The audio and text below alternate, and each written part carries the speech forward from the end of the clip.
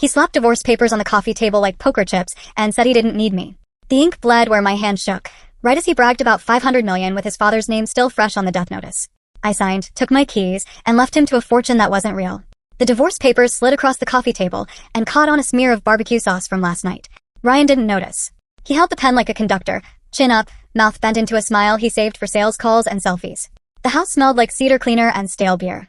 A funeral flower arrangement sagged on the counter, white lilies browning at the edges. Sign, he said, tapping the line with my name. No lawyers. No drama. He stood between me and the mantel where his father's photo leaned in a black frame. A ribbon from the funeral card curled like ash. I looked at the frame. He looked at me. The AC clicked on and lifted the corner of the papers. 500 million, he said, almost soft. I'm good, Giselle. I don't need you. My thumb pressed hard on the pen clip until it snapped. The little spring jumped, pinged under the coffee table, and disappeared. His smile didn't move. I signed. Quick strokes. Clean letters. No pause for breath. No pause for the ring he thought I'd cry over or the couch we picked at a Labor Day sale. No pause for the ramp on the back porch or the 3 steps his father had stopped lifting his feet for. File them yourself, I said, sliding the papers back. The smile twitched. He covered it with a laugh, casual, practiced. Sure. I'll send your stuff. The lilies breathed their last sweet breath. I picked up my purse, phone face down inside it. I passed the wall with the marks where we measured nothing. We never got to kids. We never got to a dog. We got a vintage Mustang and a high-end watch and a stack of takeout menus with grease on the corners. I opened the front door, and the heat grabbed my cheeks the way Atlanta heat does, palms to skin, no questions. On the porch, the air hung heavy, cicadas buzzing like loose wires. I could hear his steps behind me stop at the doorway. No apology. No apology needed. I walked to my car. My ring tapped the steering wheel once, and then sat quiet as I pulled away. Before Ryan, there was a steady hand across a kitchen table, and boots by the door lined up like soldiers. My first husband, Aaron, worked construction and sorted his tools by color and size. He kissed me on the crown of my head in the morning and left coffee in the pot when he forgot to turn it off. A call on a weekday took that life and folded it to the size of a flag triangle. The check came later. Numbers strung together long enough to change a story. $500,000 with a signature pressed heavy in blue. It felt wrong in my hands. Wrong in a way my in-laws tried to soothe with their palms on my shoulders and their voices steady as church. Keep it, his mother said. Start over. He'd want that. I kept working. Sales suits and slim heels. Software demos pulled up on 2 bright laptops while clients stirred cold coffee in beige conference rooms. I learned to watch faces for the moment they softened toward yes and to close quick before that moment got scared and ran. At night, the extra mug waited on the counter like a question. I put it away. I took it back out. Silence made shadows too long. The number sat in my account and didn't talk back. Work did. That's where I met Ryan. He slid into my life like a joke you weren't supposed to laugh at and laughed anyway. He wore shirts 1 button too low and kept receipts like confetti. 43, he'd say when I called him a kid, like the number proved something. He made bar lights feel softer and the beltline feel less like a track around my loneliness. He listened when I talked about Aaron the way people don't, without flinching, without fixing it. You're a closer, he told me once, walking me to my car after a midtown dive. You can sell clouds to the sky. He said it like praise. I carried it like a dare. A year passed and his hand found mine on a January night, breath visible, our steps matching. We should get married, he said over ribs and a sticky table. No box. No knee. Just a grin, bright enough to feel like daylight in a restaurant with flickering bulbs. My phone blinked to life on the table, Mom checking in, and went dark again. Okay, I said, surprising both of us. The word left my mouth and sat there between a basket of hush puppies and a plastic sauce cup with a forked end in the lid. Cool, he said too fast. He reached for a napkin, wiped his hands, and looked pleased with a deal. Then he remembered a clause. I'm living with Dad, he added casual like weather. He's sick. Needs help. You'll love him. He'll love you. I looked at him. He looked at his phone. The rib bones piled up. The house looked like old money without the show. Red brick. Shade from oaks older than half the street. Inside, cedar and something herbal from a diffuser someone kept refilling. Photos along the hallway, Ryan in a Little League uniform with dirt on his cheek, his father cutting ribbons with a big pair of scissors, executives under tents sweating through speeches while everyone smiled big.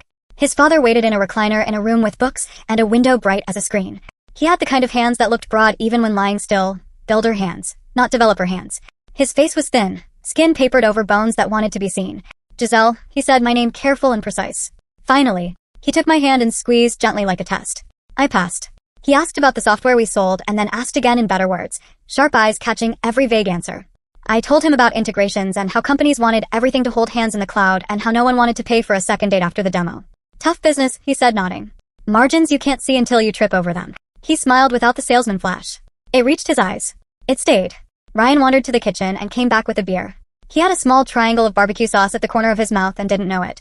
He kissed the top of my head. He didn't see the way his father watched him like a man reads weather. We moved in a month later.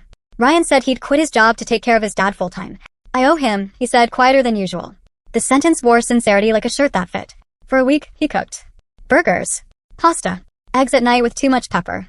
He folded towels like a man trying to win a prize and forgot the corners, but remembered to warm his father's hands between his own before moving him from chair to chair.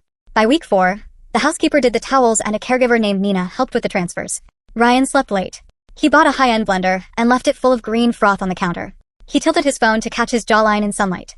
When I pulled into the driveway after work, his new golf clubs leaned by the door like guests who came to stay. Dinner's handled, he'd say, opening a box. The food blinked like a tired TV in white styrofoam. His father watched without comment most days. On the porch, he told me stories of lots that turned to schools and parking lots that became playgrounds. He walked me through his biggest loss, the community center in East Atlanta with murals and classrooms that never filled and a balance sheet that didn't forgive. Worth it, he said, mouth slanting up. Even the loss. Especially the loss. He asked me to sit with him in his study one afternoon. The desk was too tidy for a man who'd built so much. Help me get things straight, he said. Ryan. He tapped a folder. You have a head I trust. I opened the folder and found lists neat as ribs in a barbecue joint's warming tray. Accounts. Properties. Loans. One line stared back like a glare off water. Collateral. I asked, finger on the number that stole breath. 500 million printed clean. He nodded. Big project. Big bet. I borrowed against it. Health got in the way of the next plan. There's a grace clock. When it stops, the bank bites. The study went quiet, the kind of quiet that carries a ticking even if you can't hear a clock. What about Ryan? I asked, and it came out more air than sound. He exhaled long, chest sinking. He'll inherit proof that money isn't a blanket, he said. He slipped a thin letter from the folder and tucked it under his palm. He'll inherit a lesson. And something small enough to handle if he chooses to handle it. I pressed my tongue to my teeth and nodded once. He looked relieved like I'd lifted a bag he couldn't bend for anymore. At dinner, Ryan asked for a new TV like a child asks for a dog. His father said no and paid to rebuild the back porch with a ramp and wider rails. Ryan ran a finger along the new oak and scowled when he saw the invoice copy clipped to the fridge. Favored, he muttered later, cracking a beer. He never says no to you. It's his ramp, I said. He paid for it. He drank and didn't answer. The next day, a vintage Mustang smiled from the driveway with chrome teeth. Ryan's grin matched. He polished it with a towel and called me to look while charges pinged my phone like pebbles at a window. The bank app lined them up, shiny as the car. You took 40 from my savings, I said, voice flat enough to lie down on. He didn't stop moving the towel. I took joy, he said like it made sense. You got the bathroom. I got this. The bathroom was a walk-in shower his father installed after I mentioned, softly, how hard it was getting to help him over the old tub lip. Ryan had never noticed the tub. He noticed the towel warmers. He noticed the tile. I moved my money. Passwords changed. Cards reissued. Ryan watched me from the couch, ankles crossed, a drone catalog open on his lap like a glossy bird. Dad's loaded, he said. Don't be dramatic. The caregiver helped his father to the table, while an advertisement on their TV promised pre-approval for dreams. I scraped a plate and put it in the dishwasher. Outside, heat settled on the lawn like an extra blanket. The heart attacked quiet. No shout. No siren. 1 minute he was breathing through a story about a developer who sold the same warehouse twice and laughed about it. The next his chest fluttered like a trapped moth and then smoothed out the way water smooths after a dropped stone. Nina called 911. I pressed my palm to his sternum because hands need jobs when they can't fix anything. Ryan came in from the garage with a towel and looked around like someone had called his name. The funeral was white flowers and men tugging at collars and women careful with lipstick on cheeks. I stood near the back and passed tissues and held elbows. The ramp shone in the sun outside the house when we came back. Ryan stood in the kitchen with a new energy, a crooked joy sinking into his bones like rain into dirt. Let's do this clean, he said. Papers already printed. Pen inked. He waved a bank screenshot in front of me as if the numbers were a parade. 500 million, he repeated, because saying it made him taller. I'm set. The lilies started to turn at the edges that day. By the next morning, they leaned like people who missed their step on a staircase. I packed a suitcase the way a person packs when they know where the light switches are in hotels. I booked a room downtown and stared at the ceiling until the city's noise filed into a rhythm I could set my breathing to. I found a condo listing with a balcony and a view of antenna lights and tiny roofs, and clicked save. The bank app on my phone showed degrees of safety. The folder in my mind labeled study opened and stayed open, pages resting on my tongue. My phone buzzed. Ryan's name filled the screen like a shouting face. What did you do? He yelled, breath wet with panic. They said the account is locked. They said something about collateral. I want to pull cash. They said, what did you? I sat up, hair stuck to my cheek. The hotel sheets had the crisp of new paper. It's collateral, I said. The word left my mouth easy. It didn't need my opinion to balance on. Your father used it to borrow. Grace period ended. The bank will eat what it's owed. Silence came like a door held open by a shocked hand. You're lying, he said, but it didn't have weight. He told me. He told you stories you didn't stay for, I said. There's 75 in another account with your name on it. 75 what? His voice cracked the way cheap ice cracks in warm soda. 1,000, I said. It's not nothing. It's nothing, he said, and the words sat like gum ground into carpet. I quit my job. Then get one, I said. He sucked air like a straw. I let the silence fill. I could see his face in the dark. Eyes wide, mouth small. A boy looking at the corner where the night lives. Don't do this, he said. We can forget the divorce. You have money. You have a job. You can. No, I said. The word laid itself down neat and didn't move. I hung up. The city kept breathing. Work took me back like I hadn't left. Software doesn't wait for grief or gossip. I sat in rooms that smelled like marker ink and watched men in untucked shirts use the phrase circle back like a charm against time. I closed a deal with a woman who had a streak of gray in her hair like lightning. On my lunch breaks, I scrolled listings and then stopped scrolling and looked up. The sky over Midtown was a hard blue you could knock on. I found the condo on a Wednesday with air like wet cotton. The building had a lobby with a plant that someone watered too much and a doorman with hands like he played piano. The unit had a balcony where the city sat like a model, small, neat, lit at the edges. The first night I moved in, the elevator smelled like cardboard and dust. I leaned against the wall and watched numbers climb in a blink. The door opened. A neighbor stepped in, holding a bag of groceries and a small yapping dog wearing a bandana covered in tiny peaches. Welcome, she said. The dog yapped. She laughed and handed me a peach. For luck. I bit into it on my balcony, and juice ran down my wrist to my elbow. A car alarm yelped once and shut up. I wiped my arm on a paper towel and left a circle on the rail where my cup of water sweated. Ryan texted at midnight. Ryan, can you talk? Ryan, please. Ryan, Giselle, come on. Ryan, I messed up. The dots came and went like a heartbeat trying to commit. I put the phone face down and pressed my forearms to the cool railing. In the morning, the bank app blinked a deposit, $35,000. The memo line said, per will. His father's handwriting floated in my mind, neat as lined paper. I moved the money to savings and left it untouched. I didn't label it. I didn't need to. It named itself. The first call after that came from a number I didn't recognize. This is Monica from East Georgia Bank, a woman said, even voice, no veneer. I know this is difficult. I wanted to confirm you understood the structure of the loan and the disbursement schedule. I do, I said. She paused, maybe surprised, maybe grateful. Your father-in-law was generous, she said, letting the sentence stand without garnish. He also believed in structure. It saved him more than once. It will help now. I said thank you. She said she was sorry for my loss. We both let the lines rest. At work, I stood in front of a whiteboard and drew boxes and arrows that meant connections that would save time and money and face. A young rep watched my hands, then the board, then my mouth. He asked 2 good questions and 1 bad one. I answered all 3 and shook his hand afterward. Nice clothes, he said with a grin that didn't try to sell me anything. I bought a set of dishes with blue rims and stacked them like soft coins. I planted a basil pot in the kitchen window. It leaned toward the light like it had somewhere to go. On Saturdays, the city played under my balcony. A girl pedaled a pink bike while her father jogged behind, one hand hovering just above the seat, not touching ready. A couple argued quiet in the shadows, their arms moving more than their mouths, then walked apart and met again at the corner like magnets. Ryan's messages kept arriving, fewer words as the week stretched. One afternoon they stopped and a photo arrived instead. A screenshot of a route map from a delivery app. The red pin hovered over a neighborhood we used to drive through looking at houses we couldn't afford. Ryan, doing hustles. It's fine. A second photo followed. His face in a car mirror. The angle did him no favors. He'd lost the glint that made strangers trust him. His jaw looked softer. The Mustang logo glowed behind him, reflected in something shiny, maybe a storefront, maybe a dream he still kept in the glove compartment. I didn't answer. He sent a final line the next night. Ryan, guess you won. I set the phone down and slid the balcony door open. The air came in and found corners to fill. I poured water into the basil pot until the soil shone. I didn't tell my mother right away. She guessed in the way mothers guess. She came over with a pie she'd bought and put on a plate like she'd made it, and then smiled when I didn't call her on it. We ate slices on the couch I'd picked for myself, not for us, and she looked out at the city like it was a TV show she'd gotten into by accident. Baby, she said finally, eyes on a plane blinking slow across the dark. You landed where you needed to land. I nodded and watched a window across the way where a woman in a robe watered 3 plants in a row, careful not to splash her slippers. Somewhere below, a siren tested a sound and then gave up.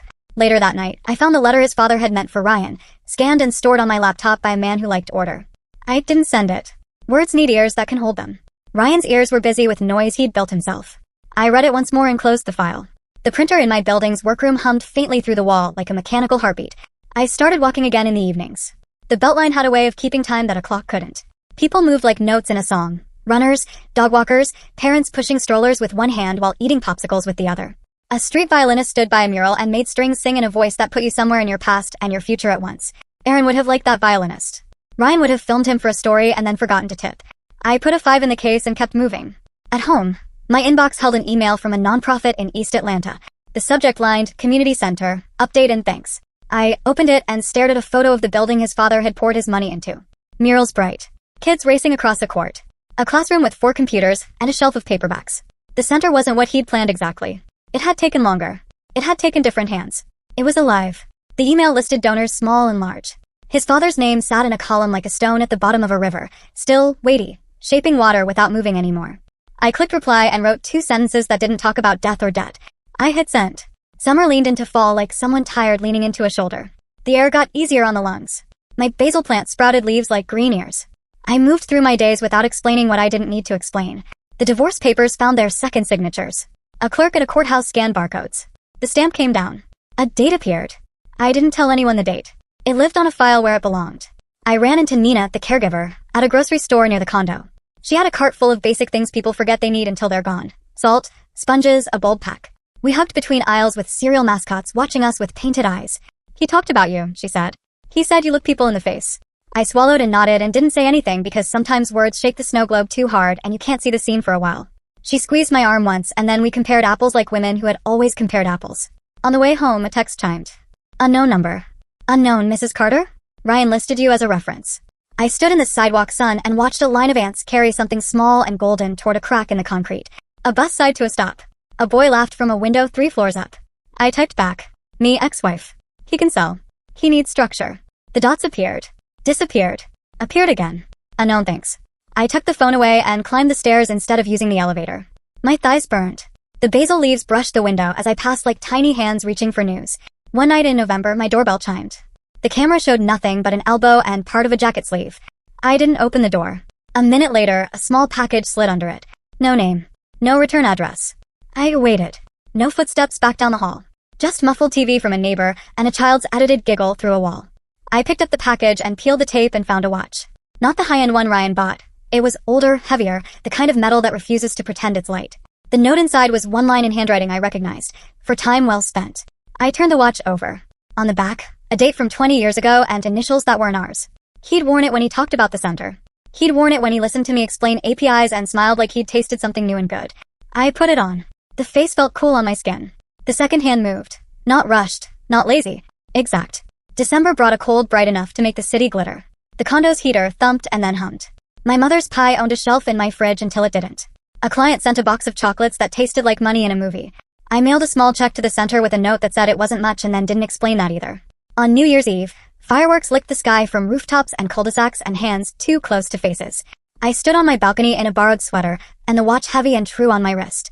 A message lit my phone, a number saved under Ryan but no longer needed. Ryan, Happy New Year. Ryan, sorry. I watched my breath float away. I typed nothing and put the phone face down on the rail. Somewhere below, a bottle rolled, stopped against a curb and hummed. At midnight, the city clapped for itself. A woman screamed, happy or drunk or both. A baby cried immediately after. A dog answered. My neighbor's window lit up with faces holding sparklers. The basil plant slept. I closed the door and clicked the lock and sat on the rug with my back against the couch. The quiet that came didn't feel like silence. It felt like a room ready for furniture. I thought of Aaron's boots lined by the door, and the way his study made me steady. I thought of Ryan's grin and his hands raised like a magician's empty palms. I thought of his father's fingers tapping a folder, and the line of numbers that had looked like a cliff and had been a wall for a man who needed one. The watch ticked. No rush. Exactly right. Spring crawled over winter like ivy. The city softened at the edges. My balcony grew a second pot of something green the first couldn't name yet, and would learn to keep alive by stubbornness alone. Deals got bigger at work. The young rep closed his first one and brought me a coffee he didn't know how I took. I drank it anyway and said, nice close, and he glowed. An invitation arrived from the center, join us for the community room dedication. I wore a dress with pockets and brought a notebook because hands misbehave when they don't have jobs. A banner hung crooked over the door. A kid adjusted it with a broom handle and saved the day without ceremony. Inside, a plaque waited under a cloth. A woman gave a short speech that didn't pretend. She pulled the cloth and there it was, his father's name and a line that made my throat tighten without warning. For lessons that outlast money. I sat in a folding chair and watched a boy argue with a girl about a chess move, and then laugh when a piece toppled. A pair of teenagers filmed a TikTok in the corner, arms snapping into shapes like swallows. A man I didn't know patted my shoulder like maybe he did know something about me and didn't need to say it. Afterward, I stood by the mural outside. Colors so bright they dared the sun to compete. A little girl traced a painted handprint with her finger, and then put her own hand next to it, almost matching. Ryan didn't show. He didn't need to. This wasn't a room for him yet. That night, I walked home slower than I needed to. A text buzzed. Unknown number again. Unknown. He started a job. Not great, but it's honest. I typed back before I could taste the words. Me good. I put the phone away. A breeze lifted the hair at the back of my neck like a blessing. A man sang poorly on a porch, and a woman laughed a laugh that rewrote the song into something better. There's always something unresolved. That's the rule no one writes down, but everyone learns. The watch keeps time, but it can't tell you when a thing is finished. Not grief. Not love. Not the way a lie echoes after it stops speaking. On a Tuesday, my doorbell chimed again. A thin envelope sat on the mat with my name typed like a label. Inside, a photocopy of a page from a ledger, the community center account showing a small deposit with a memo line, Mustang. No signature. Just the number and the joke. It could have been Ryan. It could have been the banker. It could have been someone with a sense of humor and a copier. I slid the paper into a drawer with the watch box and the peach pit I had dried and forgotten. I didn't text anybody. I turned off the kitchen light and let the living room keep its soft lamp glow. Out on the balcony, the city's breathing kept. Windows blinked. Tires whispered on wet streets. Somewhere, a dog barked twice and then reconsidered. I rested my arms on the cool rail and watched the antenna on the tall building blink red, steady as a metronome. Behind me, the basil brushed the glass with a soft rasp. I didn't move. The ramp at the old house lived in my mind. A clean angle under a quiet porch light, welcome built into wood. In another part of the city, a man carried a bag up steps and set it gently down. He knocked. He waited. He learned to wait. The second hand on my wrist kept writing thin silver lines no one could see. The air felt like a held breath that didn't need to be let go. I stood there long enough to know I could. The antenna blinked once more. The night took it in and gave it back.